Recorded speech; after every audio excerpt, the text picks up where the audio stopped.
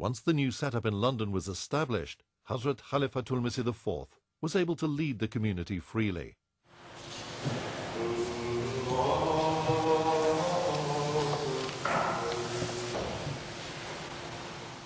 However, back in Pakistan, Zia's persecution continued. Huzur's warnings grew stronger and stronger. Night after night, month after month, he prayed to God for help for his beleaguered people.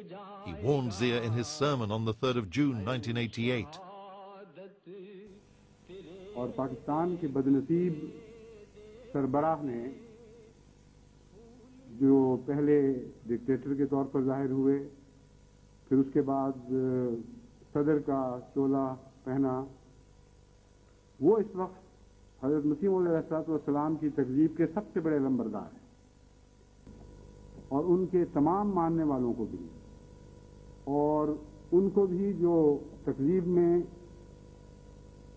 پیش ہیں اور حکومت پاکستان سے تعلق رکھتے ہیں، اور ان کو بھی جو تکذیب میں پیش ہیں اور علماء کے طبقے سے تعلق رکھتے ہیں، ان کو بھی جو تکذیب میں پیش ہیں اور عدلیہ سے تعلق رکھتے ہیں، ان کو بھی جو تکذیب میں پیش ہیں اور سیاست سے تعلق رکھتے ہیں، ان کو بھی جو تکذیب میں پیش ہیں اور عوام سے تعلق رکھتے ہیں، لیکن کچھ گروہوں کے سربراہ ہیں، ان سب کو میں مخاطب کر کے تمام جماعت احمدیہ کی طرف سے مباہلے کا چیلنج دیتا ہوں.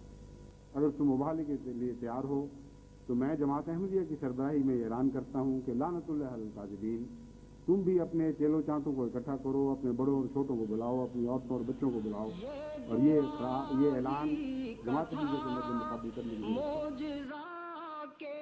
The challenge of Mubaila had been issued, but despite the warnings, Zia did not mend his ways.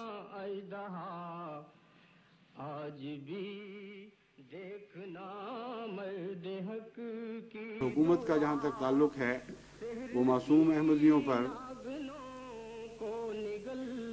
قانونی حربے استعمال کر کے طرح طرح کے ستم ڈھا رہی ہے. اور آپ کو یاد ہوگا کہ میں نے آغاز ہی میں حکومت کو یہ بھی متنبہ کیا تھا کہ آپ اگر اپنی شان کے خلاف بھی سمجھتے ہوں چیلنج کو قبول کرنا،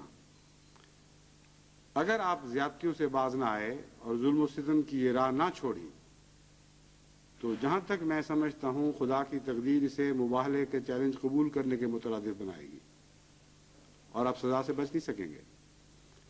Hazrat Khalifatul Masih IV saw a dream which contained a message from God.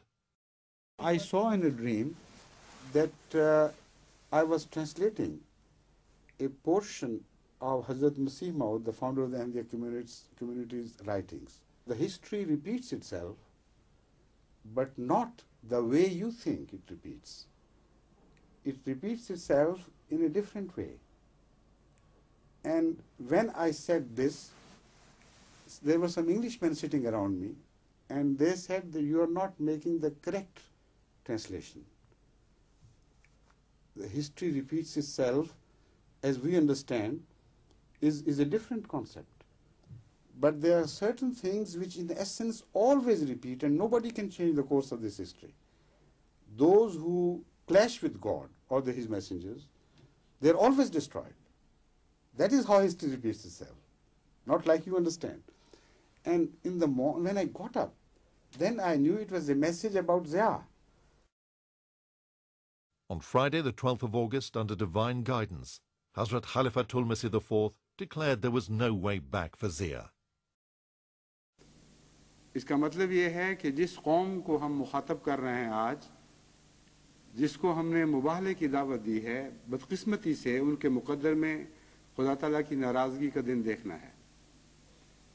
ورنہ اللہ تعالیٰ اس رنگ میں مجھے یہ پیغام نہ دیتا کہ ہسٹری ریپیٹس اٹ سیلف، اس میں کوئی تبدیلی نہیں دیکھو گے، مجرموں کو خدا ضرور سزا دے گا.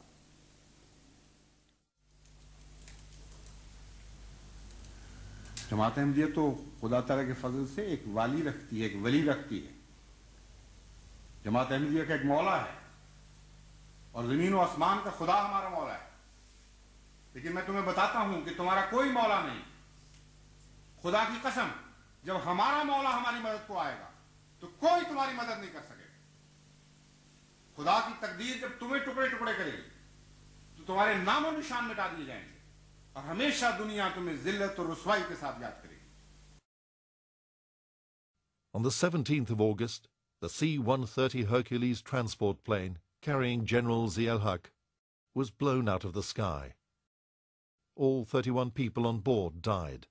The team investigating the crash eliminated one by one various possible reasons for the crash. How this had happened, the investigators were unable to say. Why it had happened, the whole world knew. میں نے ضیاء کے متعلق اپنے نظم میں کہا تھا کہ کل چلی تھی جو لیکھوں پہ تیغ دعا، آج بھی اذن ہوگا تو چل جائے گی. بس خدا کی قسم وہ تیغ دعا چل چکی ہے، اب اسے کاٹ کر دکھاؤ، اسے رد کر کے دکھا دو، تب میں مانوں. The 23rd of March 1989 marked 100 years of the Ahmadiyya community. Grand ceremonies took place in almost 100 countries, with special programs held in the headquarters in London to celebrate this momentous day. From a humble beginning in Qadian to establishing communities in 120 countries, the last 100 years saw the community grow from strength to strength. 1991 was yet another special year for Ahmadis. They had just celebrated 100 years of the community's success through divine help. This year was going to mark 100 years since the start of the community's annual conference. Hazrat Khalifatul Masih IV decided to attend the 100th annual conference himself. India is fine. I've been looking forward to visiting India for a long, long time now. It was an emotional journey, as this was the first time since the partition he was going back to the town where the community had started. It was this very town where he was born and spent his childhood. ایک اپنا بھی تو گھر تھا، جیسے سندر تھی وہ بستی ویسا وہ گھر بھی سندر تھا. بڑا مزہ آ رہا ہے. ہم بھی، میں اور میرے بچے اس طرح اسی ایکسائٹ ہو گئے سی. میری بچیاں پہلی دفعہ آئی نے تے وہ بھی کہندیاں نے ہن سانوں پتہ لگا تسی کیڑے مزے اڑا بیٹھے ہو. کہتے تھے آنا خود ایک زندگی دا مزہ ہے جو اتھے دی فضا ہے. دوسرے دیکھو نا اتھے جماعت دے بانی پیدا ہوئے، انہوں نے اس ہوا بھی ساہ لیتے، گلیاں چ پھرے، انہاں مکاناں چ اسی رہ رہے ہیں. اے جذباتی تعلق اینا گہرا ہے کہ ایک مذہبی آدمی ہی انہوں محسوس پوری طرح کر سکتا ہے. لیکن اے صرف مذہبی تعلق نہیں، گہرا انسانی رشتہ ہے.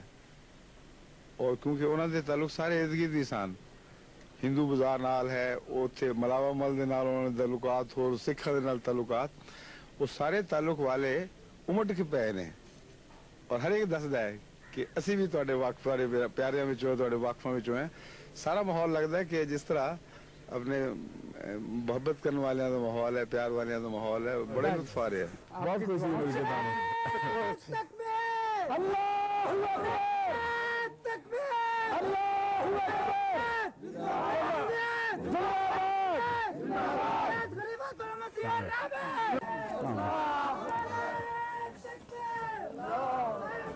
کانفرنس ساڈے واسطے بہت زیادہ اہمیت رکھتی ہے، اس لحاظ نال کہ 100 سال دے وچ ایک دفعہ ہی آنا ہے نا 100 سال دا جلسہ. لیکن اس جلسے وچ نال یہ گل شامل ہو گئی کہ جدوں دی تقسیم ہوئی ہے، ہند پارٹیشن ہوئی ہے، ادو بعد کوئی خلیفہ کدی اتھے نہیں آیا. اور پہلی دفعہ اللہ تعالیٰ نے منو ہمت دیتی، فیصلہ کرن دی توفیق عطا فرمائی.